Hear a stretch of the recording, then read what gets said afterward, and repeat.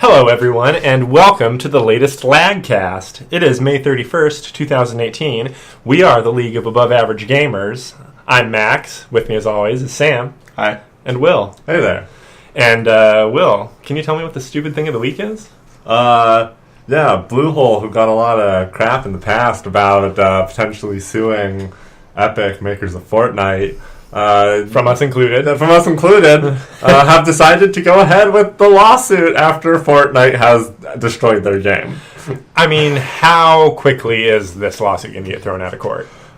Not very fast. Oh, okay. Because they have a legitimate case. Because they had to send pretty much all of their game files over to Epic in order to get Epic to optimize the game engine that PUBG uses. Okay. Because PUBG, just horribly buggy game, and without the optimization, most PCs would not have been able to run it. Right. But because all of their game files were sent to Epic Games, who then released a similar game not long after, there's clearly some legal lines that we may not be aware of that may have been crossed, and Epic may have actually just stolen a bunch of stuff that they had no right to steal. What actually is stolen, though? Because, I mean, isn't everything in PUBG basically like free resources they got? It's like all very generic assets they downloaded, isn't it? It's true. And I think that there is definitely going to be a difficult case to make for Bluehole overall. Because it's so easy for the Fortnite people to, simply make the case that, you can't copyright a genre of game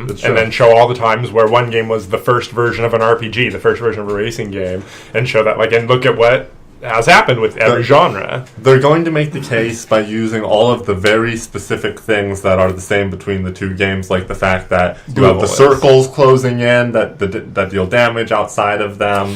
You have that's like the biggest example. You drop down onto the map from essentially a plane that flies over. Right. There's a lot of stuff that actually does line up a little closely. If Fortnite had gone with a square or a hexagon instead of a circle, I mean, would that have potentially made it work? Yes, definitely. I mean, an octagon. Absolutely. Any other shape, and the case is worse. But because it's a circle, the case is better. Because it seems like they had that thought process with the flying bus. They're like, oh, we're not dropping off a plane, it's a flying bus. Right. Yeah, no, it's true. And you're not parachuting down, you get an umbrella or something. Yeah, it's like magic, man. Yeah, exactly. Totally different. Yeah. It's and I mean, what else could you do for that game? That's my question. If we agree that Battle Royale is a genre, what things are integral to the genre that you could not do without? Because I feel like the whole dropping off of a flying thing and hitting the area of the map you want is a major part of the strategy for that style of game. As is the enclosing ring, because it draws the people together as more and more are knocked out of the map. Well, here's what you could do, in my opinion. Yeah. If you had a dynamic map that could actually break and fall away, and so you had an island that was physically getting smaller by chunks, that'd be cool. I'm seeing a sci-fi game here. Yeah, right? Oh, yeah. The world is just falling apart as you're fighting out the last battle. Right. The winner gets the last escape pod. Anyway, let's stop doing the work for another game developer and move on to some news. Yeah, that certainly is stupid of Bluehole, though. I don't think it's going to pay off. How can that be positive for them in terms of getting more people to play their game? It's not going to at all. It's going to make people dislike their game and go play Fortnite. Right, and it's not going to stop people from playing other Battle Royale games. Yeah, it's just there's they want people to play it. Add more content. Right, fix bugs. Yeah. Yep, exactly. Yeah. Pay some better developers considering they went with the cheapest Korean game house. Right. Bluehole. More like butthole. Yeah. Well, anyway. Have you guys heard the big news? It's rather nuclear. It's nuclear? Fallout 76 has been announced. I missed the last 71 Fallouts somehow. We all did. There's big problems. We've jumped into an alternate timeline. We just gotta find them. They're out there. I mean, maybe it's sent back from the future, but the question is, will we have a console capable of playing the, Crystal or whatever that this game came on? Excuse me, we just need to get an Xbox One X. Xbox One X, One A. Yeah, exactly. How many more X's can we get in there? Alpha, Prime, Like, everything is like a first. Like, add on just another first. Like, yeah, no. Anyway. Yeah, but really, the game is based in, in 2076, the Vault 76 was officially unveiled to the public. So when the nuclear war started, everybody goes, and, 500 people go, and they rush into this vault, and they're safe, and all of the, Fallout war stuff happens. And so this vault is actually one of the vaults that is supposed to open up first after the war. So it's set to open 20 years after the war in 2097. Okay. And this all gels with the regular Fallout timeline? Oh, yes. Okay. Now, apparently the actual game is going to take place in 2102. So 5 years after the vault has actually opened for the first time and 25 years after the war. Right. Yeah, it's an interesting vault because it's one of the few vaults where they didn't experiment on all of the people. It was literally just people living out their lives. Well, wait, in Fallout 3, what was your own vault's nefarious thing? Didn't it just have a bad overseer? Yeah, it had a bad overseer. That's about it. Yeah, okay. It's kind of a class system. Maybe you're right about that, yeah. But I just feel like the overseer was, like, angry and or crazy in that. Yeah, I feel like you have to definitely, like, do something about him. Right. And I mean, in New Vegas, you're not even a vault dweller. So anyway, I'm getting off on a tangent. What else do we know about this one? Okay, well, I think it's interesting to note that this game takes place 60 years before Fallout 1, and that's almost 200 years before Fallout 4. Yeah. So there's going to be some major differences between this and the games that we have been playing. Like, this is a different Fallout if it's that far back. Yeah, it's very curious. I wonder how you accurately portray that in a world that's already basically all your technology is cobbled together, scrap, and 50s-looking sci-fi future tech. Yeah, I mean, probably a lot more ruin. I mean, if the whole thing with Fallout is, the war happened, and so everything ground to a halt in terms of development, so that's why all the tech is like stuff the same. Got cobbled back together, right. Settlements and whatnot, probably less of those. So there won't be super mutants, because super mutants were created that same year, but on the West Coast, and this is happening on the East Coast. We're back on the East Coast. So there's almost no chance that you'll see a super mutant unless they really mess with the lore that they've already created. Okay.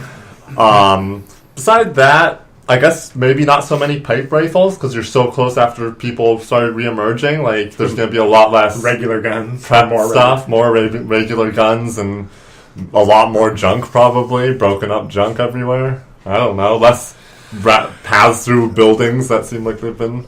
I just hope that Fallout isn't falling into a Star Trek trap, because you have to prove to us why going back in time and doing a prequel is more interesting than doing something like... Imagine something that takes place 100 years after the last Fallout game in the timeline. Do all the Fallouts take place chronologically? I think they do. They do. Yes, so, what's one that takes place 100 years after Fallout 4, and there's, all the vaults have been open for, a long time, and maybe, a new vault is discovered that nobody knew existed. And, I feel like that this is a series where going forward in time seems like it would be more interesting than going back. It's true, and that's why I think that they must have had a pretty good idea in order to actually get this past any review board, because I think most people agree that going into the future and getting more technology is generally a safer route to go, business-wise. And this is coming out real fast after Fallout 4. It is real fast. Hopefully does mean there's a fire lit under them. Where's the Elder Scrolls 6? I want my Elder Scrolls 6. They're messing up the order. They're probably waiting for next-gen systems. 3-4 years, right? Yeah. Oh, and the last note I'll make is that people, this is not confirmed, but people are expecting that the game will take place in Washington, D.C. area due to the information in the trailer. Isn't that where Fallout 3 takes place? That's where. But apparently it's Fallout 3 takes place. It's shifted over. If the Fallout 3 map would be right next to it, essentially. Yeah. Okay. That's not certain. These are weird details. These are weird details. I'd be more interested in hearing of something like not many humans have come out yet, so there's a lot more ghoul tribes. So you have to deal with matriarchies of ghouls that are against you. That would be cool. Yeah, we really just don't have all that much information beside what they mention about, the vault in Fallout 3 and Fallout 4. Right. So, yeah, might be a good game. And none of the other Fallouts have ever referenced Vault 76 in any of their... I don't believe 1 or 2 ever do. Okay. Well, yeah, But 3 and 4 definitely have references to Vault 76. Okay, yeah, interesting. I might want to go and look that up later. Yeah. All right, next. Max, what can you tell me about Pokemon news? Yeah, so today they announced that thing that we have always asked for. It is a fully 3D Nintendo Switch Pokemon game. The downside is that it is not a new Pokemon game. It is apparently a full re-engineering of Pokemon Yellow. So the 2 versions that are coming out are Pokemon Let's Go Pikachu and Let's Go Eevee. So I assume that whichever version of the game you buy, you get Pikachu, and then what they've added is you have Eevee with you also. That's cool. And since that Pokemon, if you remember how Pikachu always follows behind you in that one, it's your Pokemon now rides on your back while you're rolling around the fully 3D world map. All the Pokemon in bushes are visible. No more random encounters. You can just see what you would be fighting and run up to it. The catching a Pokemon mechanic is actually based on the catching a Pokemon in Pokemon Go mechanic, using the Wii U Joy-Con to actually do like a throw into a target. I'm okay with that. As long as you have to weaken it first. It's unknown yet if you do still have to. But they are making a special Wii U Joy-Con that is just a Pokeball that has buttons on it so that you can use while you're playing the game. Whoa! That might be really comfy. And you can you only need 1 Joy-Con to play the game. Yeah. So it's 1 Pokeball or 1 Joy-Con at a time. You can have 2 players at once. Another person can jump right into your game, and they just follow you around on the map, and you're now a double trainer, like when you would fight against 2 trainers in the game. And each person only needs 1 Joy-Con. And you can import all your Pokemon from Pokemon Go. But it seems like you just import them into a zoo where you can pet them. Oh, that sucks. You can't actually import all your rare Pokemon and use them to fight. Oh, that's too funny. But yeah, it could be fun. Oh yeah, the last weirdest thing is that if you get this Pokeball peripheral, you can download one of your Pokemon into it and then carry it around with you, and then it's like a Tamagotchi, and you can push the button and it talks to you. Okay, I still want one of those Pokeballs. I mean, this is cool. It's just so much interconnectivity of stuff. Yeah, nothing has ever made me want to play Pokemon Go, but if they were to make some sort of a nice actual game interface, they might be able to get me to do that. And if it's Pokemon Yellow, that means it's the original Pokemon game. In terms of all the bosses, you fight Brock first. Originally for Gary, a true rival, as your enemy. Yeah, no, Pokemon Yellow is great. And I know how to get through that game already, so that's even better.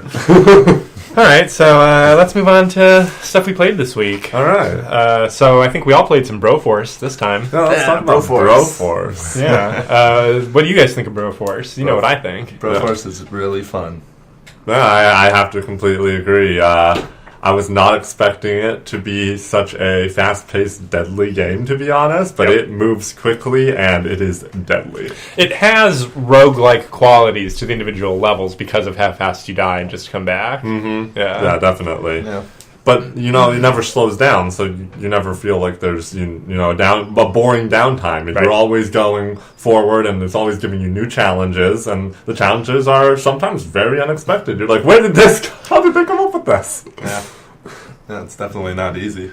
And a lot of it can be based on which character you have at any given time, because there are certain situations where some characters are better than others. Yeah. But I gotta say, the most OP thing is that if you get Tank Girl, you can summon her tank, which is like an invincible battle armor thing, but you can also hop out, and if you were to die while the tank's still on the screen, your next bro that warps in can hop in the tank and use it. What? Yeah, last time around you mentioned that your least favorite was Indiana Jones, or Indiana Brones, was it? Indiana might tie now with Dirty Harry and the girl from Planet Terror with the machine gun leg. She's very good in very certain situations. In the levels where you need to go down, she's aces. Yeah. But other than that, totally useless. Dirty Harry's like whole limited shot thing is just like weirdly limiting in a game with so much destructive power. Yeah, and then the reload sound over and over. Just ding.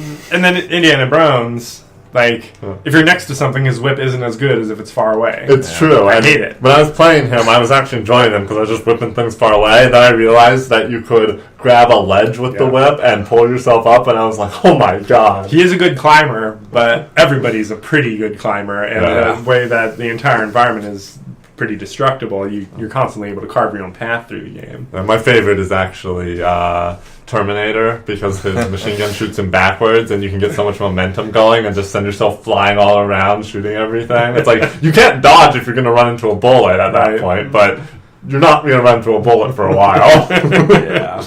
I tend to actually really appreciate a lot of the melee characters, the sword characters, and also Neo. Yeah. Neo he's like a Diglett, man. Like, he's just punching his way through 3-4 blocks at a time. That's true. Yeah, very fun. Yeah, did you end up beating the game? I think I'm on the last boss. Oh. I don't know if I can be the last boss solo. It is challenging. Yeah, it looked like a pain. But I always loved when the devil was the last boss, and that was clearly a devil figure. Well, the game has you killing the devil at the end of every level. Oh, really? That little devil in a suit. Oh, that's true. Right next to the flag before you exit. The devil's businessmen. And then, like, the second to last level is you, like, chasing that guy. You just keep killing him. He keeps coming back to life and being a little further down the road. So you're just murder. And then you fight, like, a hulked-up version of him. That's pretty tough to kill. And then you get to that thing you saw before, like, the Cthulhu-esque, like, giant tentacle tank thing. Yeah. That rains acid everywhere and smashes you with its spider legs. And I could not believe how well you were doing, so I can really tell that your like muscle memory mechanics in that game have gotten pretty good. I'm real twitch on that game, man. Yeah, perfect. Yeah, absolutely. my favorite's RoboCop. I do like RoboCop. RoboCop, Dread, like, they're all real solid. Yeah. John McClane. Ash is fun. Ash is pretty good. The shotgun characters are very technically useful and versatile. Mm-hmm. Yeah. That's true. Great game. Yeah. I think we should play some more. I highly recommend anybody listening to this to buy it, even if you're not like a serious video game player, because it's like a classic arcade game. If you're a fan of 80s movies. Right. 80s, 90s action. Yeah, it reminds me a lot of Sunset Riders, that cowboy shooter that we used to play all the time. Right. Yeah. Well, moving on. Yeah. Max, did you end up playing any of the brand new Dark Souls? I did play Dark Souls Remastered for about 2 hours. About 2 hours. I was not human the whole time, so I wasn't at risk of being invaded. Yeah. But I was just running through a lot of the first castle area and grabbing the bonfires and fighting the skeletons, and I still haven't died on this run. Well, no, that's not true. I died 3 times next to Firelink while I was trying to get parrying down. Oh, yeah. But that's what I'm doing this game, is I'm trying to do a parry all the time thing. I got the target shield, I got the little dagger. That's good. So I'm trying to really work out the technical. Fun. And I mean, I like the remaster. I guess a lot of people are unhappy with the amount of actual remaster that went into it. Yeah. But I mean, I think it plays really smoothly, and I played it with DS Fix at 68 FPS in the past on the old PC version. Yeah. So, it's a little darker, a little moodier because they've thrown a little bit of bloom, but not so much bloom that you're annoyed by it. And, okay. I mean, I'm probably gonna at least play through one more time. I've not embered up. I've used a humanity now, so I'm gonna go human and see if I can get any multiplayer action going, because I haven't seen the troll streaming on any of his channels recently. Yeah, I'm definitely planning on buying this game this week, and I will get around to playing some. Like, I know the beginning of that game up to the bell gargoyles well enough that I can get through it really quickly and probably without dying a single time, because that's what I did on my last playthrough. Yeah. And Like, that's further than you are if you're 2 hours in, right? Yeah, I'm not far at all. Yeah, like exactly. The first bonfire. Yeah, and then we can, if Malcolm Reynolds doesn't ruin things, we can meet up and do some Dark Souls 1 PvP. Yeah, I think so. That's what I want to do. But you have to remind me when you do get it to show you how to back up your save manually, so that if you do get sniped, Reynolds. yeah, that you can restore. You have a save state. Oh yeah, for so sure. only kill a day of work instead of your entire playthrough. Oh, that sucks so much. So yeah, the multiplayer is the big thing about the remaster. So I'll probably have more to say about it after I've put in a couple hours with some wall human. Yeah, definitely. Yeah, that'll be fun. And how about you, Sam? You've been playing some Assassin's Creed? I got Black Flag because it was on sale. And it's not bad. Yeah.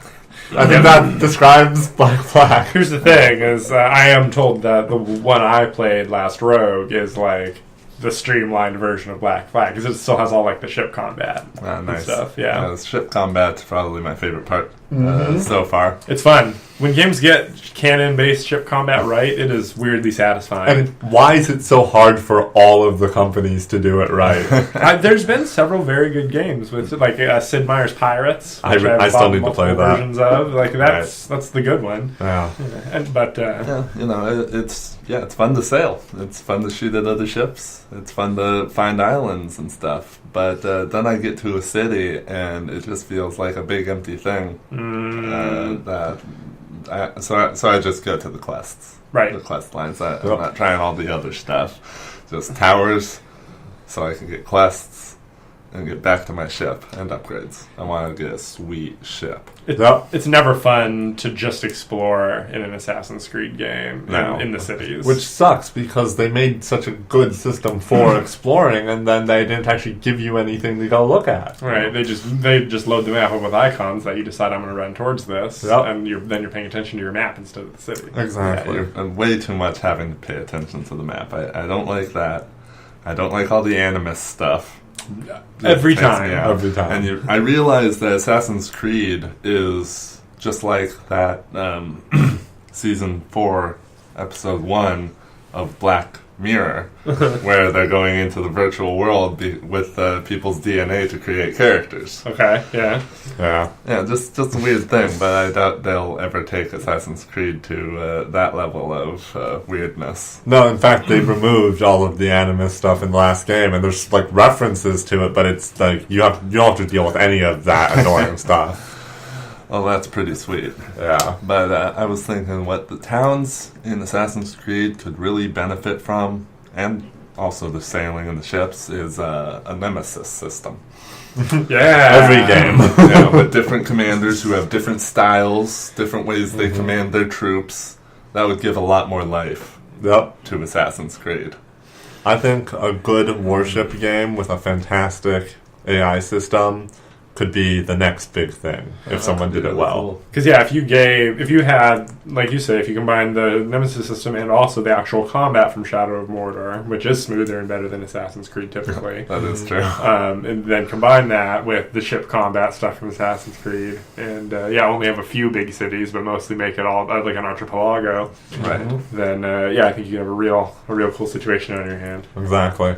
Yeah, real fun to play, which is the most important thing. And Max, more Shadow Warrior?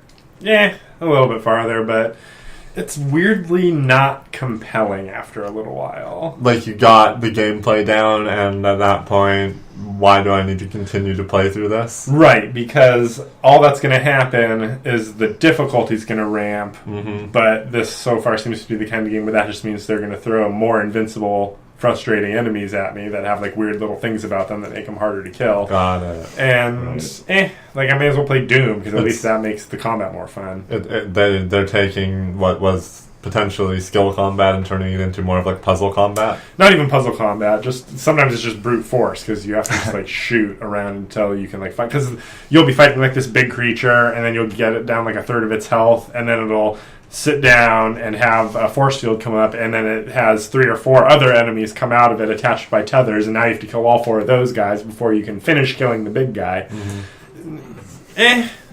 No, that's fair. That's annoying. Yeah, it's just weirdly not compelling. And the writing, it's funny at first, but it doesn't hold you to it. It doesn't take anything seriously. So who gives a shit? Yeah, that's true. Well, I might still play it someday. It's worth playing if you get it on sale. I just would never pay more than $20 for it ever. Maybe not more than 15. I wouldn't pay $20 for it. Yeah, but it did look like it had pretty fun combat overall. It is fun to play. Yeah. I'll just family share it to you on Steam. Yeah, we can do that. Yeah. Well, I just played League of Legends this week. What? Yeah, I know. What? Back? The legend returns? The prodigal son? So when I play League of Legends, I have this icon that marks me as one of the best players during Season 3. There's only like 500 people in the world that have this icon. And I just have it all the time, and every other player that I play with and against can see it. Yeah. So every game, my team expects me to be amazing, and the enemy team expects me to be amazing. So the enemy team go out of their way to slaughter me. Right. And I'm just a disaster. So then my team gets real pissed off. But I'm learning. And it's better to do that than to start a new account and... I could just take this icon off. Oh, you could? I could. But you're painting a target on your own back. I am, because I feel like it's a better challenge. And I'm learning to deal with it. Some games, they try to target me out, and I am just on point. Like, all of my old instincts come in, I slaughter them all, and they just surrender at 15 minutes. And if your team is halfway decent, a lot of times all you need to do is stay a little bit ahead of the curve while you're the one being super targeted. Exactly. If I just play safe enough not to die, they will camp me all day and never get anywhere. Right. And draw their fire. Yeah. So I'll try and play other video games this week, like Dark Souls. Yeah, we should definitely try to put in some Dark Souls hours this week for next episode. Agreed. Yeah. And did anyone play anything else? Yeah, the game I was so excited about last week, Overload, was released today. Oh, so the final release is today. Final release is today. So I played one match of multiplayer where I was up against just one guy. So it is like PvP straight up, like one-on-one? Straight up PvP, okay. but not generally one-on-one. But you can do one-on-one or 6 free-for-all or 2 teams of 3. But what you're saying is only one other person was playing today? It seemed that way. I wasn't patient enough to wait for a full roster. It didn't seem to be coming up. But I did play through the first level. And now that they've added in story on top of the gameplay, it's more compelling and more fun. Well, I did buy that the other day, so I'll have to get on that in the near future as well. Good call, because it was slightly cheaper the other day. Right, exactly. Smart. That's how they get you.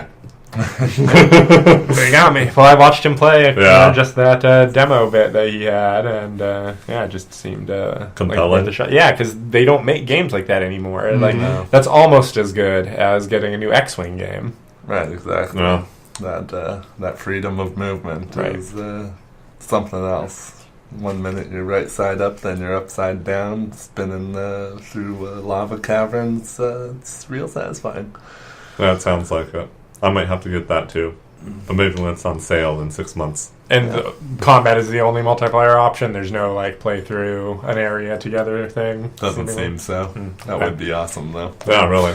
A little squadron? Yeah. Why not Battle Royale? 100 in a small room.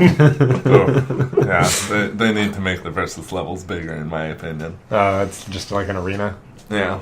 But one good thing I read about the release is once you beat the game, you can do a New Game Plus, where the levels are harder and the enemy layouts are more complicated, but you keep all your ship upgrades. Oh, nice. Yeah, That's your New Game Plus. Exactly. Yeah. Real cool. It's just like an old game. Yeah. Very good, very good. Well, should we take a little break, guys? Yeah, I think we should take a little break. Yeah, it's about time. We'll be back. We'll be right back. And we're back with a breaking news story from the video game sphere. Literally on the break, we discovered an article. Will you fill us in? Yeah, there's a new Assassin's Creed, guys. As we announced last week that there would most likely be one announced at E3, Ubisoft decided to beat the curve and already announce it with a little video of a Spartan kicking a guy off of a cliff, and then it says, Assassin's Creed Odyssey. Was that actually a Spartan, though? It looked like he had a tricorner hat on. They were definitely trying to do some sort of a reference at the very least. I don't know if it was a true Spartan. It was definitely a This Is Sparta kick, though. Yeah. So Greece. Greece is cool. Assassin's Creed Greece? I'm down. Free running?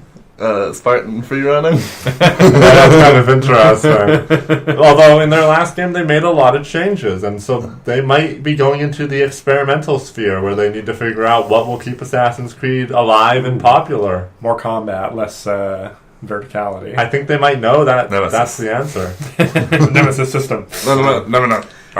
Anyway, we're going to go ahead and move on then, unless you had something else, Will. No, that's all.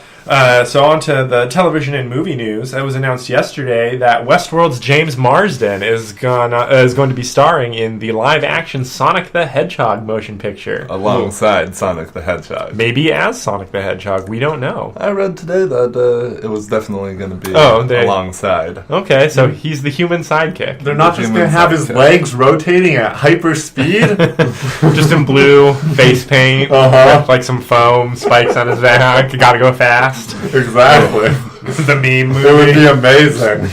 Little weird news. I mean, it's weird that it seems like this is going to come out probably around within a couple of months of when we get this Detective Pikachu movie that's also going to be live action, but with these CG video game characters interacting. Yeah. Makes more sense, though, to me. I mean, there are humans in Pokemon. Yeah, I mean, there's humans in Sonic the Hedgehog too, but they are not prominent. Right, but Pokemon is like a weird post-apocalyptic society where everybody lives in like townhouses and huts. It's all moms and children. Right, and like Detective Pikachu takes place in like New York, and there's no other Pokemon. It's just Pikachu. That's so weird. That's not the right universe. That's in New York. He just runs a detective service, and he talks normal. He doesn't say Pika Pika. He like, has a voice and speaks, and he's solving mysteries. This is all very true. And so the question is, which of these two movies is going to be worse? God, isn't there already Detective Pikachu stuff that's very popular that has that same exact theme? In Japan, yes. So, I mean,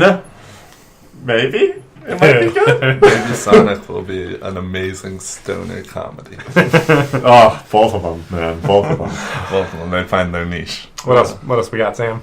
Well, Happy Times Murders. Did you guys see the trailer for Happy Time Murders? No. I did not see the trailer. The R-rated Jim Henson Muppet movie where it's Melissa McCarthy as a human solving crimes alongside a Muppet, but it's hard R. Like, is it actually Muppets? It's Jim Henson. It's Jim Henson. Okay. Yeah, it's a new sub-studio of the Jim Henson Corporation that's specifically going to do adult-oriented entertainment. Like Farscape. Which, if you remember, Jim Henson's original conception of the Muppets was as adult entertainment. Oh, yeah. Like, the kids thing came along later, and then Sesame Street capitalized on it, which ties into our news. Right, which is that Sesame Street immediately sued them. Because in the end of the trailer it says, all street, no sesame. Yeah,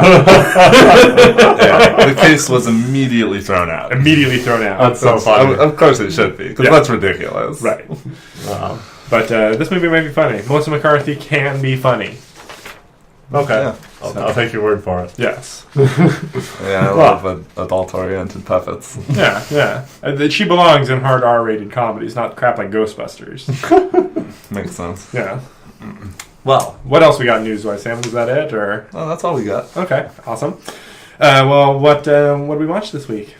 Well, I guess it's kind of news that Arrested Development Season 5 has been released on Netflix. Yes, the first half. The first half, right. I did not realize until after completing all 8 episodes that was only half a season. Right, because since they left Season 4 on such a cliffhanger, we totally expect it now. Yeah, but it definitely felt like it was unfinished. Yes. By the end of it. Did you watch all of it? I did watch all 8 episodes. I thought it definitely got funnier as it went along. Agreed. There was a lot of recapping early on. There was a lot of getting characters to where they needed to be. Oh, yeah. I mean, this is probably the least funny season for Tobias, I have to say. He didn't do that much. He painted his mustache pink. Right. That's about it, though. Yeah, and the whole Murphy Brown thing. Yeah. His son? Yeah, I kept expecting him to not be in the next episode. Right. Right, like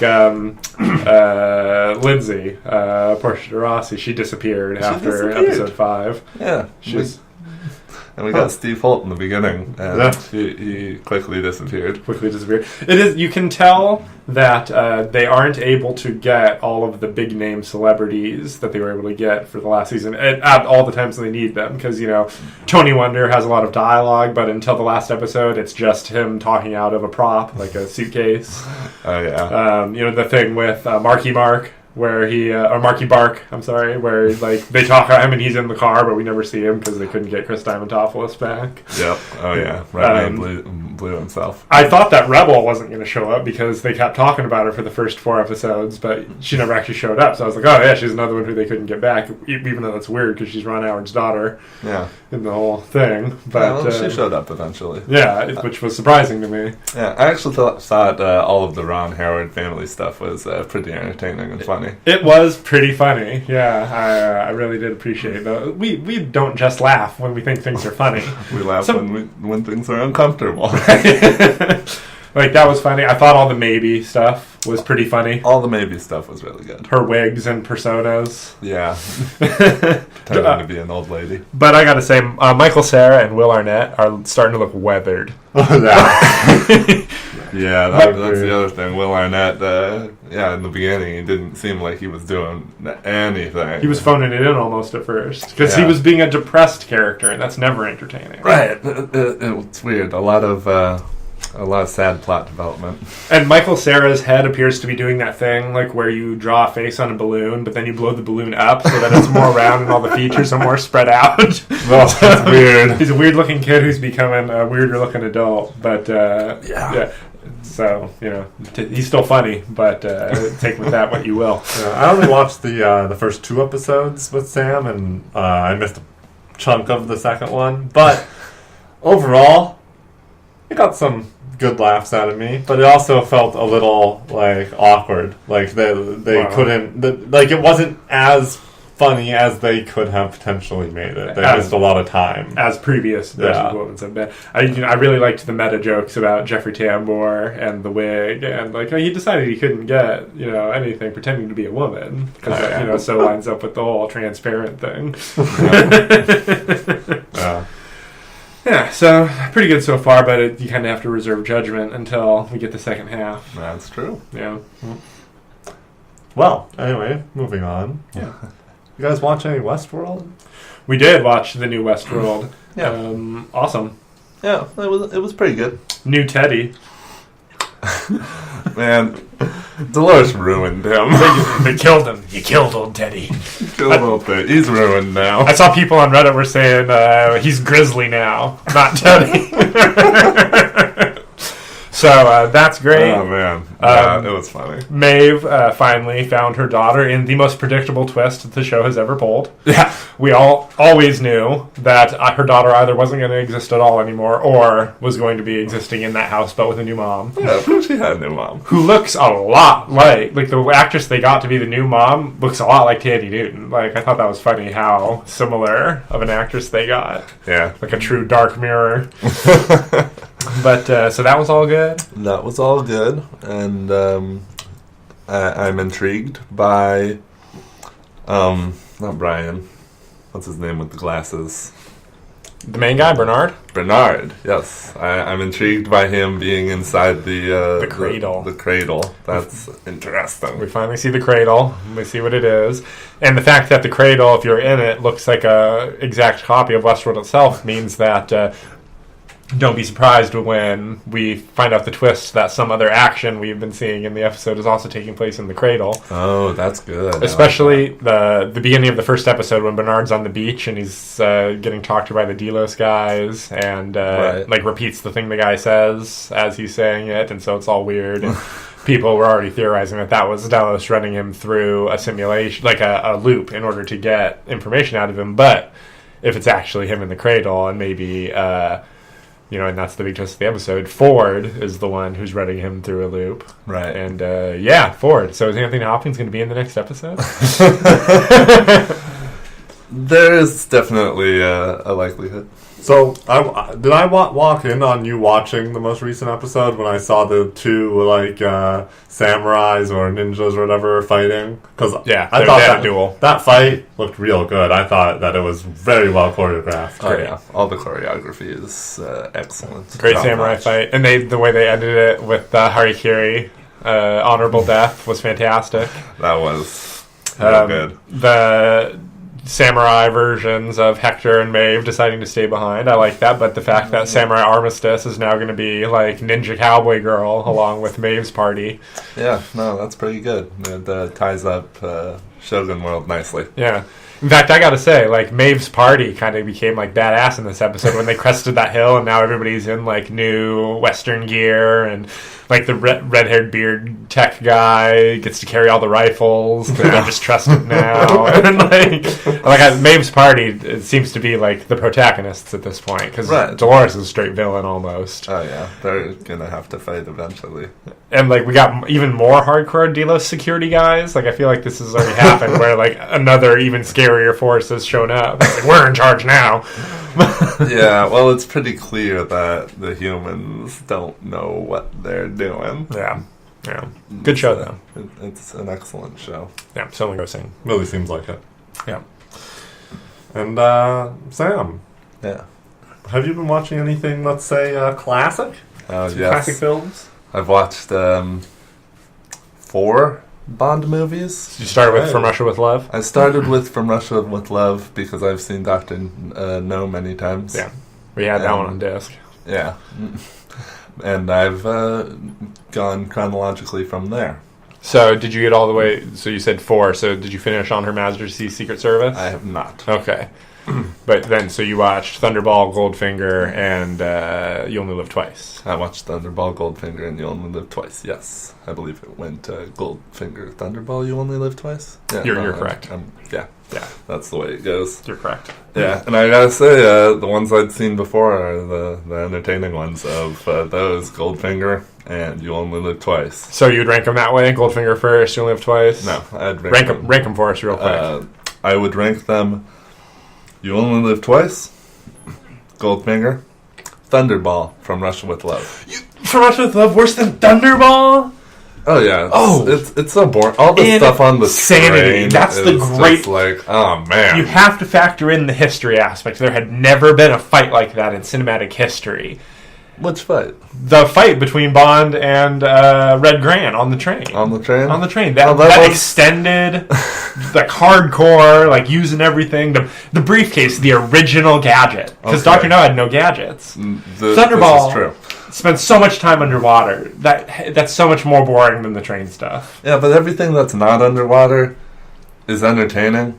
And everything From Russia with Love, up until that guy, was just kind of like, okay, this is all right. Yeah, it's interesting because I just feel like that's one of the best ones at being like a pure spy movie because it's so much intrigue and it's like the Lecter. Yeah, that's what it's called, right? The device, the MacGuffin, the translation device thing. Yeah, the Lecter. Yeah, and just the fact that it has like the original Q the sequence. Yeah, first one with Q. I suppose, historically, it's more important. I'll say that. Yeah. I just we can disagree. Enjoyed Thunderball a little more overall. I do agree that You Only Live Twice is the best. In fact, wow, so good. When I heard you watching Goldfinger the other night, because I heard the theme song go on and it's so iconic. Yeah. It whet my appetite a bit, and the next day I went ahead and threw on You Only Live Twice and also watched it.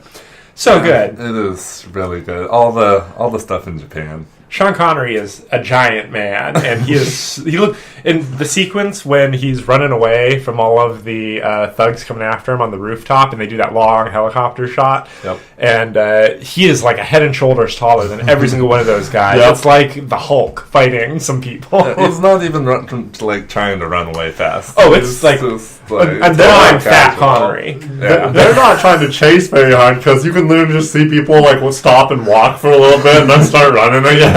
But it starts off so great with the faked death so that he can move around in secret. Oh, yeah, one of the best openings in any Bond. Tiger Tanaka is one of the best contacts he ever makes in any of the movies as far as like people he hooks up with. Head of the Japanese secret intelligence. Yep. Yeah, he's entertaining. All of his voices lines are overdubbed too. That's not the actor talking for Tiger. Oh, really? Yeah. Oh. Whoa. Well, he has great lines. Oh yeah, his so misogynistic. It's of the times, people. Yeah. But oh man, and also peak Bond being way too much of an expert about things, because when Tiger serves him the sake, and he's like, "Do you like sake, Mr. Bond?" And Bond drinks, he goes like, "Yes, I do. Especially when it's served at the correct temperature, 97.8 degrees." It's like, A, how does he know that specifically? That's more believable. But B, Bond can tell temperature to the decimal point by taking a sip of a drink? That's just him trying to be like, yes, I'm a good spy. Okay. This is around that temperature. Okay, but I will say, it's not like telling the temperature of water at that degree. It's specifically sake, which he knows has a special taste at that degree, which he could have tasted. I'll give it to you. Yeah, I think that's fair. Contact M. Tell him to send little Nellie. Make sure that her father accompanies her. And then you get the fight scene with Little Nelly, which uses every single thing that Q describes on Little Nelly once to take out one copter each. Got exactly the right number of weapons. Q knew. They give Bond surgery to look more Japanese, but that only lasts through the end of the surgery scene. For all the rest of the movie, they don't do the eye thing again, and it's just the hair. Yeah, I feel like because they paint his skin a little, and that lasts through his wedding. Right, exactly. Yeah, the eye thing too. Eye thing, yeah. They do it a little, and then after the wedding, just a little, just the hair. So funny. Fully Japanese. And I think that movie is credited with being the first non-Japanese film to heavily feature ninjas in any way in the plot. Oh, wow. Yeah.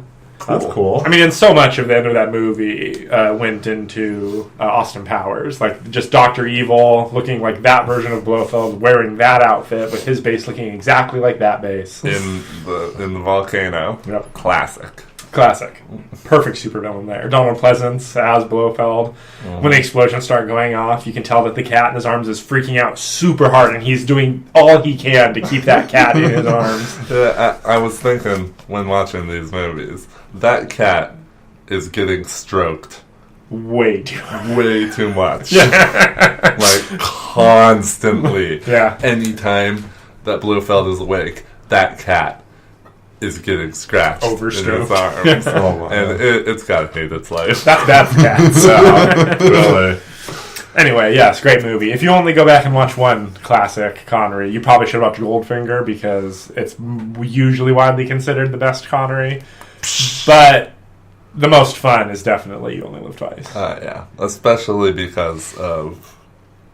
And it's because of the time, and we forgive it for that. The racism and misogyny. Right, because it's just funny. It's the non-aggressive kind. It's the they didn't know any better kind. Right, exactly. Yeah, none of it is presented negatively. Right, there's no ill intent involved. I just love it all. Ugh, Siamese vodka. Exactly. I see no problem with any of it. Alright, is that it? Did anybody watch anything else? No. That's it.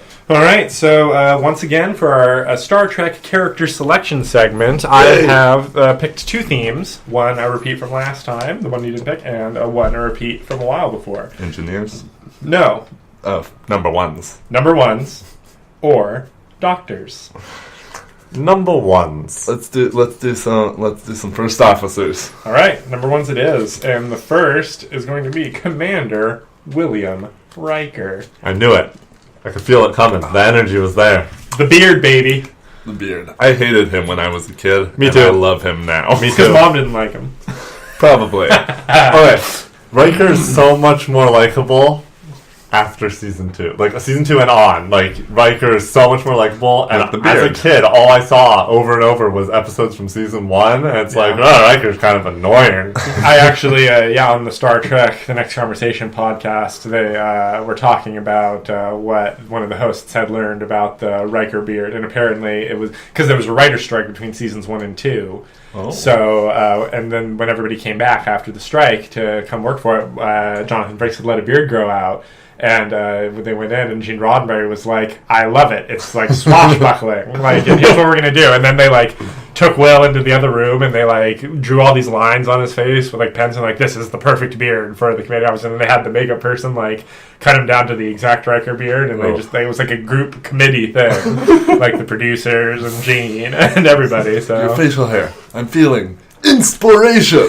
I mean, it is pretty perfect. And Frakes apparently has heard, I haven't researched this myself, but he's heard that getting a beard is the TV show lingo, like the TV tropes opposite of jumping the shark. This is when the show gets the beard, that's when something changes on it that causes it to be good after that. Yes. Let's look at Cisco. He Exactly. shaves his head and lets a beard grow, and after that, oh man, Cisco. All the best DS9. True. Yeah, so I think, I like Riker a lot. I think he's a pretty entertaining character. He's a little ridiculous sometimes. Oh yeah. The trombone thing is hilarious. The Riker maneuver is legendary now. The episode where he gets captured by the kid who's running multiple simulations on him in Make order him think to... it's Romulans. Right, and then they have the whole twist to be such a continuity thing when it's like the thing that cues him off that this is all a lie is that they accidentally pull the hologram girl out of his memory instead of a real woman. Real cool. And the one where he keeps going between the Enterprise where he's going to be putting on a play about a guy who's insane and being incarcerated. Right! And then he's flashing into himself actually being incarcerated is chilling. Yeah, that's a very good episode. The one where multiple crew members are being abducted and done weird experiments on. Like he gets his arm sliced off and reattached. For me, that's the creepiest episode of Next Gen. I mean, I honestly think that Riker ranks really high. I think so too. I think that Riker is definitely better than the guy we got at number 10, Charles Trip Tucker. They're very similar characters. I agree. I think that Riker is probably a little better than Gul Dukat. Currently at number 9. Oh, but so Riker and Kirk. And that's the thing, is that Riker was Next Gen's Kirk. Yeah, it's Right, true. he So was next. did he do it better? He did it I mean, safer. that is true. But you can also be safer when you're first commander. So I think that, personally, I would have to put Riker under Kirk because there is no Riker without Kirk. And even though it's the same as true of Data and Spock, and you rank Data higher, I think that the weird thing is that Next Gen would work better without Riker, obviously, than Star Trek, the original series, would work without Kirk. You're right about that, Yeah, but I would put him higher because I just think he's way more interesting. Sam, you're the tiebreaker. Put him below Kirk. Okay. Right. So coming in at number 9, still cracking the top 10. That's pretty good on our list of 39 so far. Commander William Riker. Well, All right. Next on our list is Commander Saru from Star Trek Discovery. Saru. Very interesting character. The best alien design on Discovery. oh yeah, for Right. sure. The best alien design of any main alien character in terms of full prosthetics. Yeah. And he's not a boring character. For the problems that the show has, he is an interesting character. It's true, and his weird little arc with Michael Burnham isn't super annoying. No, not at all. His magic power of sensing death is highly undefined in a way that I don't appreciate in a Star Trek show. Right. They're not even the writers really understand. Right. I sense death coming. But definitely at least the second best character on Discovery, because I can't rank him higher than Stamets for entertainment value. No, not Agreed. Stamets, but yeah, probably the best after Stamets. Yeah, he's going down a little bit because I don't know if I can put him above Archer. Yeah, I wouldn't put him above Archer. Yeah, I agree with that, but I think that we're narrowing in on the correct area at least. He might go between Paris and Kim, breaking up the friendship. Because I think that I'm a little more entertained by Tom Paris, but I could do without Harry Kim in comparison to Saru, sorry. Interesting. I think we haven't seen enough of him, and I would put him below both those characters. All Discovery characters are asterisks, obviously. Yeah, exactly. But I would just stick him below both those, because I think that's a perfect spot. I think Harry Kim has an alright episode or two. So let's put him right below. At number, just above Lieutenant Malcolm Reed, who I don't know why we asterisked Reed. He's fine, but we'll see. That's going to be I'm pretty sure he's a commander. Saru. All right. Asterisk. Saru, Sulu. Too confusing. That's I know. Last and least, it's going to be Commander Chakotay from Star Trek Voyager. Yeah, definitely least on this list. Chakotay is something of a victim of the writers, because the whole thing with the Maquis is supposed to be that they're not a Federation crew, and there's going to be some drama from the Maquis crew and the Federation crew intermixing with each other on this, and that plot is dropped after like 4 episodes. I think I have problems with the actor, actually, because I feel like when I'm watching, I'm just so many problems. He himself was unhappy with the way the writers took the character and how they used him, so he was definitely phoning it in the last few seasons. I believe the rumor is that they gave him that romance with 7 of 9 just to keep Robert Beltran interested. Because it comes out of literally nowhere. Right. And honestly, it ain't great either. It just, no. Okay, so here's the question. Is he better than Neelix? No. Yeah, that's what I agree. No. Wow, he's a real bottom shooter. He is. Is he better? I don't know if I think he's worse than Burnham. I really don't like Chakotay. I agree. He's worse than Burnham. All right. I think he might be worse than T'Pol. We're really circling the drain here. I think he's worse than T'Pol. All right, I can't argue with that. I can't put him below Lorca. No. Who should be asterisk on this list, if we're being honest. Yeah. Agreed. No, I'm gonna add that. But I think that T'Pol has better episodes, because the Chakotay episodes are death. They're a black hole of the bad kind of racism. Like, they weirdly, like, super ham-fistedly make him like a medicine man thing. It so doesn't ever work. No, it doesn't. I didn't think he'd hit the bottom, but now that we've looked at the list, there's nowhere else he could have gone. Commander Chakotay. Without him, that show would be so much better. He's a real weight around that show's neck. Yep. And the only one they couldn't get rid of, unlike Kess. Right. He's too high rank. We can't kill him now. All right, so that was a good one, guys. Shall we take a little break before we move on to comics? Yeah, and the Transformer of the Week coming up. Coming right up. And welcome back to the LAAGCast. We're here, as always, with our Transformer of the Week, who we'll select from the collection. And I want you guys to tell me who this is, because we have featured this character on the show before, actually. I have a different version of him. I feel when like... you see his head, you may guess who it is. I feel like I remember when we had him just because of the canon, but I just cannot put my finger on it. Yeah. And so I'm going to bring him around. He was like a sort of a heavy armored truck type guy. I'm going to put the cannon on the side, and maybe you'll figure out who it is when I show that he can eject discs from his chest. Oh. This is Soundwave, guys. Soundwave, of course, discs. Now, the difference is that this is the Soundwave based on the design from the War for Cybertron and Fall for Cybertron video games that came out, which is why he turns into a utility vehicle instead of a tape deck, because you wanted him to be useful in a video game. And you just transformed that guy in about, 35 to 40 seconds. Yeah, it's not a complex one. He's got a couple weird maneuvers that I needed to remember when I was turning him back into a car earlier today. Yeah. But, overall, it's a cool little action guy. He's very solidly built. I got him at a con for about $10, so, yeah. Nice. Wow.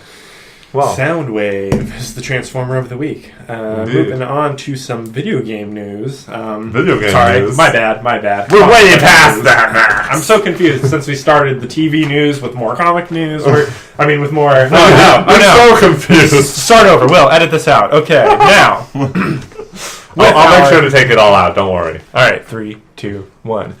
With comic book news, a sad announcement, which is that prolific, excellent comic book illustrator Stuart Eminem apparently has no plans to draw any comics in the future. He hasn't made any firm retirement decisions yet, but a Facebook post by his usual inker indicated that after illustrating Amazing Spider-Man number 800 that came out this week, he was going to retire. And yet he clarified by saying, not technically retired, but no plans. Now, this guy's one of the best ever. He drew Next Wave, Agents of Hate, which is one of the best comics ever written by Warren Ellis, and the funniest Marvel comic ever done.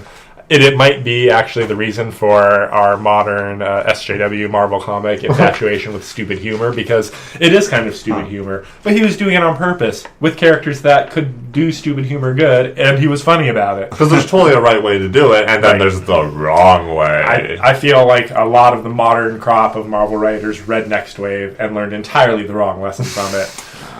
Like all the Monty Python fans who just can't do Monty Python. Right, or everybody who read Dark Knight Returns and decided that every comic had to be dark and violent all the time now. Yeah. That's so boring. So hopefully he'll be back, maybe for something creator-owned or some sort of prestige project. But until then, a bon voyage, Stuart. Indeed. In happier news, Ethan Van Sciver, prolific DC and book artist, launched his Indiegogo campaign for Cyberfrog, his original character from back in the 90s. Can you tell us anything about Cyberfrog? I've never read an issue of Cyberfrog, but based on its design and the era of comics it was coming out, I imagine it was an action-packed, some sort of cyberpunk sort of storyline. But as I said, I haven't read any myself. I haven't decided yet whether I'm going to pledge to this campaign, but I think I probably will. Okay. But yeah, he only opened the campaign yesterday, and we checked just now before coming back from break, and he has already cleared $90,000. $90,000. Real fast. So now the question is going to be whether this campaign ends up with more backer or more money than Jawbreakers.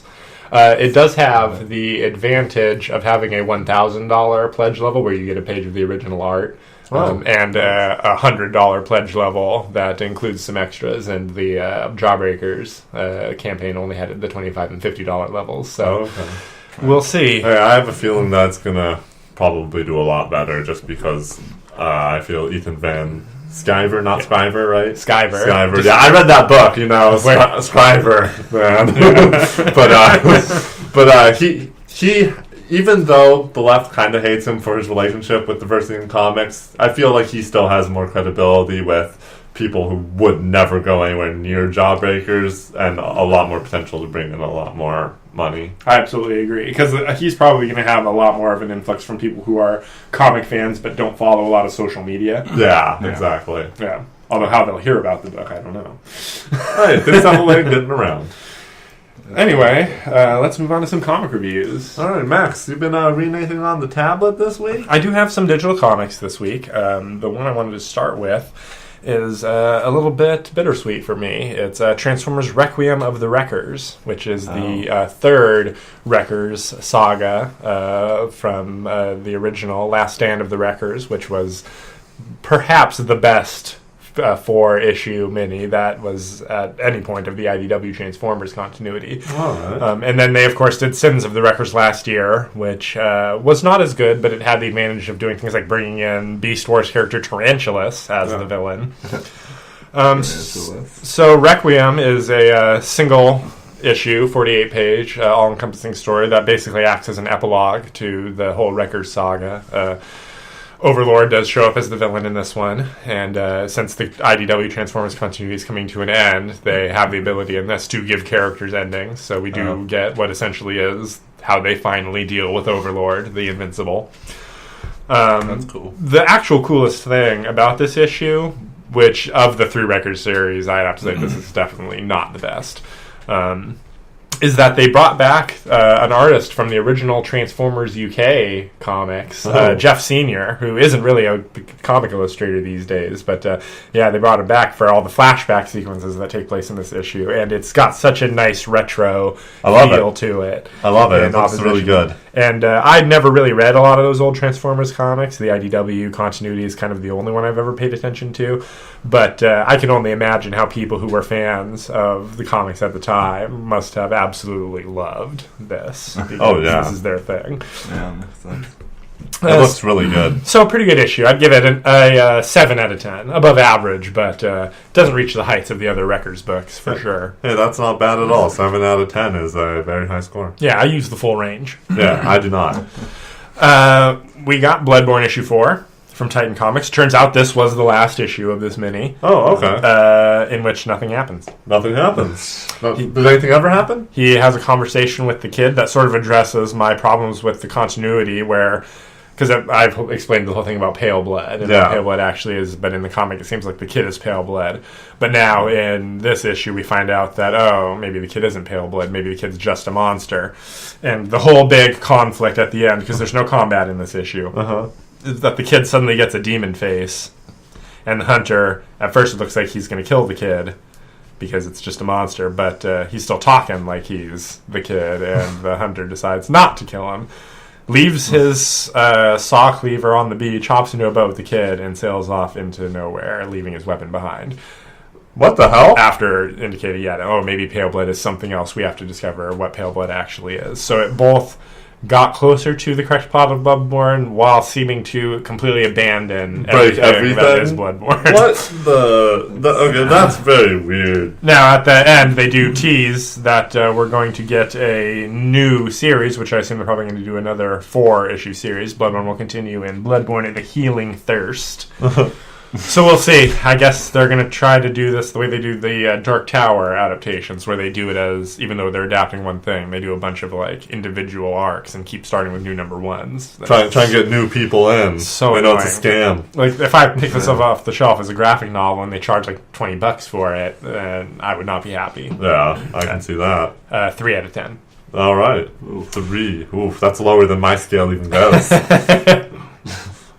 Last, on the digital front, I read the 5th issue of Star Trek The Next Generation Through the Mirror, which is the finale, of course, of the Mirror Next Gen crew versus the original Next Gen crew. We got all the explanations last issue of exactly what was happening. So this issue just gets to be the action issue of running around and shooting phasers at each other, because the regular crew's got to destroy the little device on the space station that's going to beam the Enterprise into the Mirror universe. And it comes down to Riker and Picard versus Riker and Picard. Of course. And they beat them relatively easily, but the Mirror crew manages to escape, except for Mirror Barkley. He says something about, I don't think they'll miss me much back home, and doesn't beam back with the others. Or beams to a different location, I should say, because it looks like he does beam somewhere.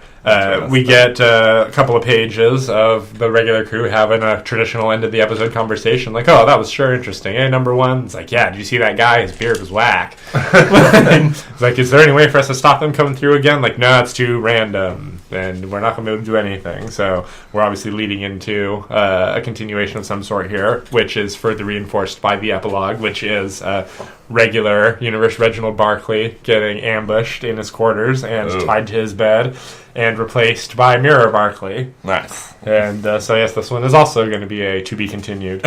All right. And Mirror Barkley. As always, we have the postscript, which is the prequel story, explaining how Data found the ability to hop from the Mirror universe to the Prime universe after tracking down Spock. Turns out the Tellarites were on Spock's side, and they were trying to come into ambush Data, if you recall the cliffhanger from the last issue. Yes, right, indeed. But Data rather easily dispatches them. What I didn't mention during the main thing is that regular Data rips Borg Data's arm right off while just saying, stop, stop, stop, which I thought was the best piece of writing in the whole series, because that's so Data, how he would be fighting them, and it would probably just being like, stop, stop, and then finally being like, fuck it, I'm going to rip your arm off. But yeah, then the other story just ends with Borg Data beating the shit out of all the Tellarites, and I assume killing Spock, and grabbing all of his data recordings of the original Mirror Universe episode of the original series, and takes off, we presume, to invent the technology to hop to the Prime Universe. Yeah. All right. Pretty entertaining, but kind of meh.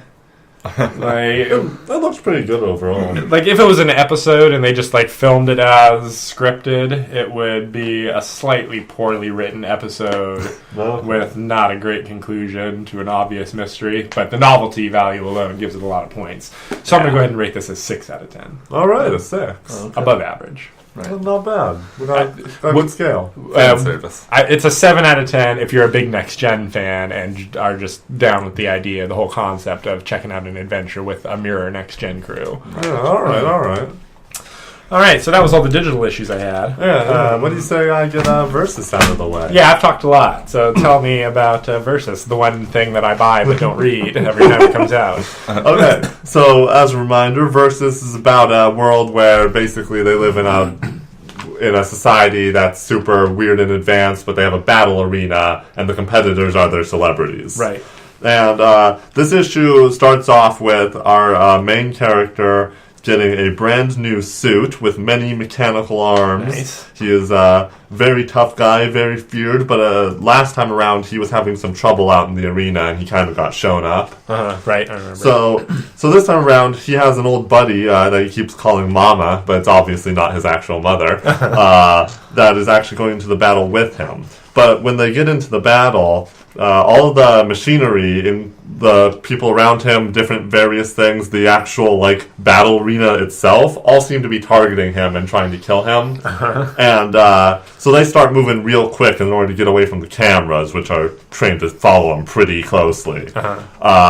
His buddy Mama basically helps to get him out from this giant robot that has just shown up and is trying to murder him. Yeah, I flipped through this issue and I did like that robot. Yeah, the robot's real nice. And at the end of the issue, basically, what I get from it is that they live in this giant, like, sphere thing, or a giant globe on the planet, something.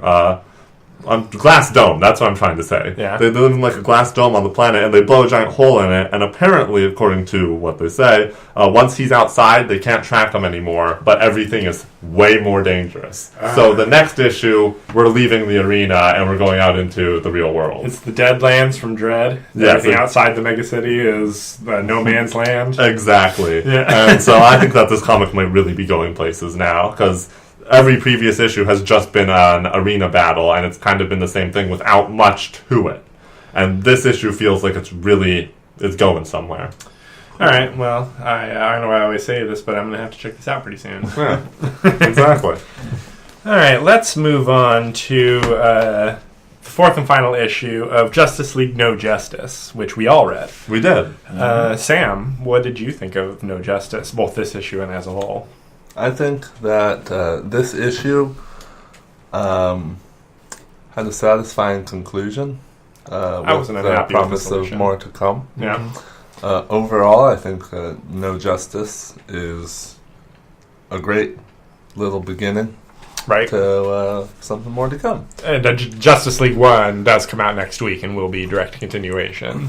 Right. It kind of felt like they were building up to something a little bigger, and then their solution was really, they pulled it out of the hat real fast, and it happened like snap of the fingers, and it was over. I gotta give Green Arrow something to do. It is weird to me that this series, also by Scott Snyder, comes out right after Metal and almost has the same ending. It's just instead of breaking the source wall, now they broke some other rules of the universe. Right. And that was the joke they were making in the comic itself, is that it's like, oh, we're just breaking everything now. I just would like it if Snyder didn't so reuse the same idea immediately after, like just a month later. Although I'm not unhappy with it, but it was very summer action movie level. Like it's, you read it once and you get the idea. Yeah. But there isn't any depth to this. Yeah. I did like the 3 turning on the entropy giant and eating it. Like I thought that was a pretty cool concept overall, though. It was a good solution to the problem that they presented. Yes. That I'll give them creativity credit for. Yeah. And I liked Green Arrow in this. Yeah, it's true. Like, I am very tainted Green Arrow is very tainted for me. Yes. But this Oliver Stone, it's like Oliver Queen. Oliver Queen. I do that every time. Every time. This Oliver Queen, I think, is acceptable. This is the correct version of Green Arrow. This is the ultra-liberal, activist, grassroots, power to the people. Like, that's Ollie's character. That's what he's supposed to be. Yeah. Like, that's why he's so great in that classic comic series where liberal, Democrat Ollie is traveling across America with conservative Republican Hal Jordan, and they're just getting into the America of it all. Oh, wonderful. It's funny, because, characters should be liberal in comics if it's their character. I love Absolutely. it. Like, Oliver's, the best. I loved when he built the Green Arrow, the ballista, and then also the giant freaking magnum. The giant magnum. Yeah, Hal was gonna miss with that magnum. Hal doesn't even make a sniper rifle. Jon Stewart would have made a damn sniper rifle and made the shot. Yeah. Fucking Hal. Yeah, it was an enjoyable comic overall. So give me a rating.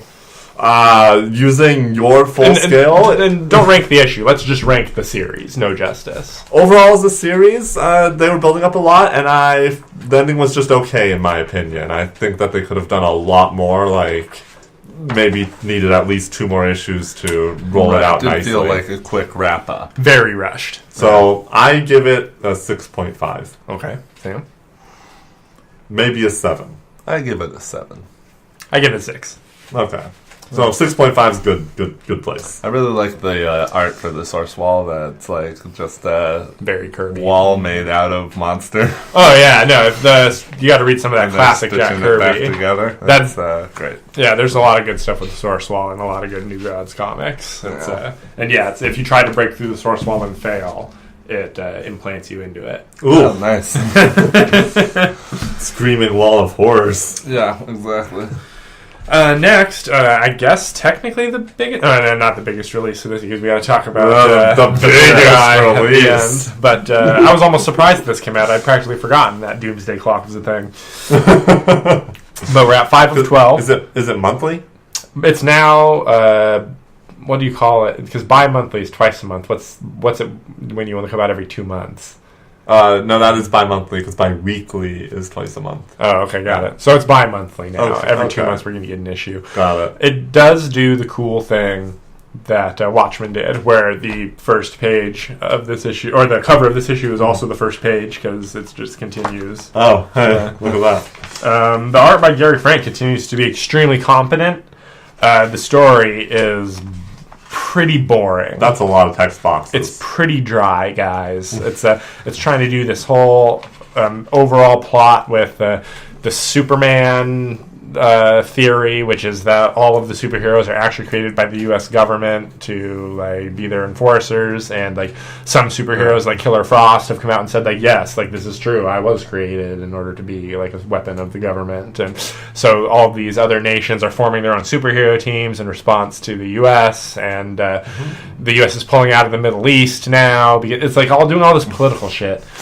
Yeah. And the only interesting thing that's happening is Marionette and Mime are killing their way through the Gotham underworld to try to find Joker because some Joker thugs tried to kill them for mimicking the Joker's look. And they don't like that. Who's behind this comic? This is Jeff Johns, CEO, or Chief Creative Officer of DC Comics. Okay. And Gary Frank is the artist. Right. But yeah, Jeff Johns. Also head of DC Entertainment, so he's behind a lot of stuff like the live-action TV shows. Here's the thing about Doomsday Clock, is it's supposed to be the thing that introduces the Watchmen characters to the DC universe. Mm-hmm. Instead, it feels like a weird Elseworlds that doesn't take place in the main DC universe, but takes place in a weird Watchmenized version of the DC universe, and it's bringing the DC characters into the Watchmen universe. And I feel like that's not on purpose. I feel like he can't be doing that on purpose. No, that even sounds wrong. He's trying too much to make it Watchmen instead of making any effort to make the Watchmen characters make sense in the DC universe, which is obviously what the endgame is going to have to be with this. Yeah. And so I'm afraid that's what's going to happen with this, is that's what it's going to be the whole way through.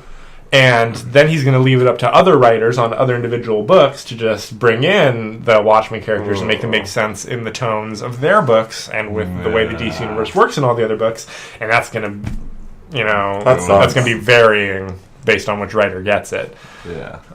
It works sometimes, but it's rough even when they do things like integrate the Wildstorm characters into the DC universe. They've made some of them work now, but sometimes it's rough going. What if they do just start to transform all the characters into more Watchmanized versions, and that becomes DC's thing? Well, plus there's the Dr. Manhattan X Factor, which is that when he shows up, he can change anything. So, the end could be a total, just kidding, this was all another mirror, another multiverse world. So there's all sorts of things that could happen that would be really crappy twists. But this was definitely sold as, here comes Watchmen to the DC universe. And, so far I feel like it is not living up to that. All right. So we'll see as it goes. We're less than halfway through, and at the bi-monthly schedule, it means next year around this time we're going to be talking about the ending. Oh my god. Well, plenty of time to prepare. Yeah, maybe write something good. So moving on to the 6th issue of Marvel 2-in-1, starring The Thing and the Human Torch. Wow, I had completely forgotten that we were still on that cliffhanger, and when I got into it, I'm like, oh, we're still fighting Doctor Doom. It felt weirdly, at first, it felt like we missed an issue. Yeah. Right? But then I got into it real quick, and I realized that we had not really moved that far, except Reed is suddenly way more competent this issue, 10,000 times. And the Silver Surfer stuff comes out of nowhere at the end, when they're all like, oh, we used his power to do this, and it's it makes it very clear at the end what happened at the beginning. It's kind of random. Because, Johnny Storm, this multiverse reality's Johnny Storm, gets empowered with the power cosmic, which allows him to shoot a hole in Galactus Doom's chest. It's all pretty cool. It's good action comics, good sci-fi stuff. It is. And Doom does a little betrayal. Our universe Doom. He just can't resist. He cannot resist. He cannot. His Dr. Doom's only flaw is that he can't resist. But he resists. He did. They appeal to his better nature, and he doesn't try to take over the mind of Galactus Doom, and instead, Emma Frost is the one who takes over Galactus Doom in a pretty cool twist. And I feel like this is not out of character for Doom in the least, that he would choose to make this decision, even though it's he's so tempted to be so evil. It is a parallel universe, so I feel like that's the thing. If this was taking place in this Doom's reality, I don't know if he would be able to resist the temptation, but the fact that this is another reality that likely means little to him, may as well just let him get away with it. And it does have a semi-happy ending wherein they reverse Galactus, turn it into the Lifebringer, and repopulate the entire cosmos that Doom Galactus had eaten in this reality. So it's a pretty good shot of everything spilling out of his body. And it's funny that happens the same week that No Justice did the thing where they destroyed Kolu. We didn't talk about this, but then populated it with 100 wild worlds that have been in prison. Oh, way more than 100 from the sounds of it. Yeah, thousands. Yeah. Pretty good issue on Marvel 2-in-1. Yeah. We haven't been remembering to rank everything. Doomsday Clock, I would give it a 5 out of 5. No, 4 out of 5. 4 out of 5 for not doing what it's supposed to do. Thing of Human Torch, what do you think, Will? I mean, so overall as a series right now, I think it's a solid 6.5 out of 10. All right, but just this issue. Just this issue, I thought this was a pretty enjoyable issue. I'd give it a solid 7. Yeah, I was going to give it a 7.5. Yeah, personally. Yeah, exactly. And going around to the grand finale, the big release of the week, guys. Bendis is here, solidly here. One issue is out. Man of Steel #1. Yo, I'm so excited. Bendis is here, man. They've been hyping this so much. This is the comic of the century, man. It's gonna be the most action-packed thing we've ever seen. And here it is. Here it is. So open that page. How much action? Show me some action. I want some real good, the limited amount of action that does take place in this, is actually my the thing I minded the least. Superman picking off some Gotham City villains because they're idiots lines up perfectly. Yep. Not necessarily fighting a supervillain, but just helping save some people from a burning building. It's kind of more of a Spider-Man thing, but we'll take Superman doing it. I like him being heroic. You know what I don't like? New character fired co-commissioner, whatever, being all into Superman. Where's that gonna go? Yeah, true. She's a civilian. They get small parts in Superman comics, but hopefully she doesn't show up too much. Something really bothers me about this, but before we get to it, what do you guys think of Rogol Zaar? I feel like from what we've already learned of him, the character that we have seen so far in this comic does not strike me as capable as, like, because we've seen him basically hit Superman so hard that Superman goes flying, and apparently he supposedly destroyed Krypton, and this guy does not strike me as being that powerful. Right, I'm sure the Krypton thing is some sort of plot rather than or technology. Oh yeah, because he mentions that you can't fight him straight up. Right. Yeah. Super generic to me. Like, unless there's some sort of twist with this guy, all he basically seems to be to me is Doomsday, but he talks. Yes. Yeah. Yeah, that's true. I mean, yeah, he's not that interesting. I mean, look, they didn't really give us that much. We don't have that much. It's just first impressions are so important, and the first impression has been poor. The weird, I guess, retcon of Krypton, that like maybe they were preying on worlds around them, but maybe not, because we don't know how soon before. I mean, this could be like right before Rogolzar destroys Krypton, so maybe like it was at that point of their technological viability that they were about to be doing this, and they never get the chance to. But it just seems super weird. Like, do we really need another? Like, Krypton wasn't as good as you think, right? Well, I actually feel like they're not gonna go that way. I think that Krypton is going to be a world of good people. I think this guy is the bad guy, and I think that he was denied his request because they know that he is out to get the Kryptonians. They're obviously hinting that there's some sort of mystery behind his hatred of Kryptonians, because when the Guardian of the Universe is telling him he can't blow it up, he says, like, your history with them is a factor. Like, can I just say that I think everything in this comic and the series is going to be really predictable? We'll see. I mean, I'd like to hear what your predictions are. Okay. Rogolzar shows up. Okay.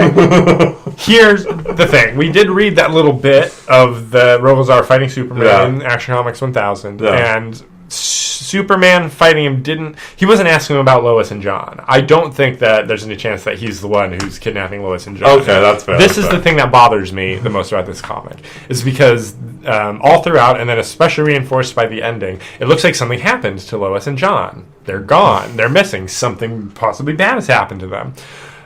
Why doesn't he seem to care? Why isn't he looking for them? Why is he just flying around the city, saving people from a burning fire, and then going to the Daily Planet to write an article, and then just looking kind of concerned when, like, Lois comes up or he looks in her office? Yeah. I mean, I guess maybe the Legion of Superheroes showed up and took him to the future to do something, and he's just worried, but he's not going to join. Another thing. I'm pretty sure all the pictures you see of his family, he's not in them. I don't know if that's significant. I just think it's weird. Oh, interesting. It's always his son and Lois. He's definitely fast enough to be both in the picture and taking the picture at the same time if he wants to. Yeah, definitely. Because he can do that Flash style.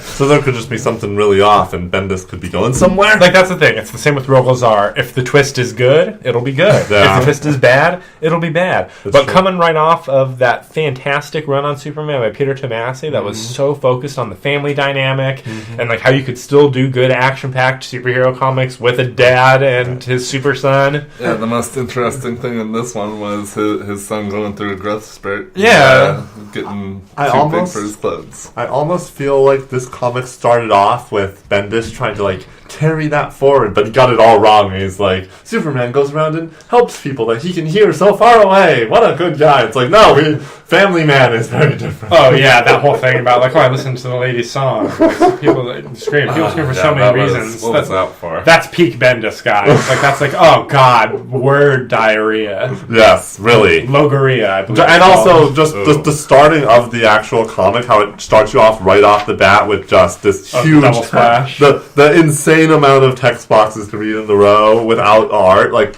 I really think a good comic has to have a great balance. And if you give such a word-heavy start, I do think it leads to a worse overall experience. I like some art. Yeah, that's true. It's too clever for its own good. The whole thing where Killer Moth is like, you're saying all of his keywords, like you say this word and this word, and he listens for those words. It seems like he thought like, oh, this is good. I want to put this in this issue. He's like, why does nobody ever say this? The saving grace of the issue, though, is definitely the art. Ivan Reis, who was drawing the first 3 issues of the Terrifics, you may recall. The penciling is very good, I gotta say. The colors are great. Like it's a fantastic looking comic. Definitely. All the dark sections are like there's like a radiating light glowing out. That's the focus, and always looks good. Yeah, no, I really do appreciate how good it looks, and I think we're getting a different artist for each issue. It's gonna be one of those prestige series. Yeah. So yeah, we'll see. We're gonna be getting all the issues of this and reading them on the podcast. So all right, tune in. Yeah. Hear what we think. Well, that does it for comics, right? And that is all we had. All right, folks. Well, There it is. we want to thank you so much for stopping by to listen to us. You should send us a follow on Twitter at _lag. That's LAAG. For the League of Above Average Gamers, of course. That's us. You should also, if you have any interest in commenting on anything we've said today, asking us about anything, you can send us a tweet or send us an email at lagentertainment@gmail.com. You can listen to our podcast on many services, including at lagentertainment.libsyn.com. We're also on YouTube. You can search Lag Entertainment or the LAAGCast. You can find us on Player FM, Stitcher, and Pocket Casts as well. And soon to be everywhere else. And thank you so much for listening.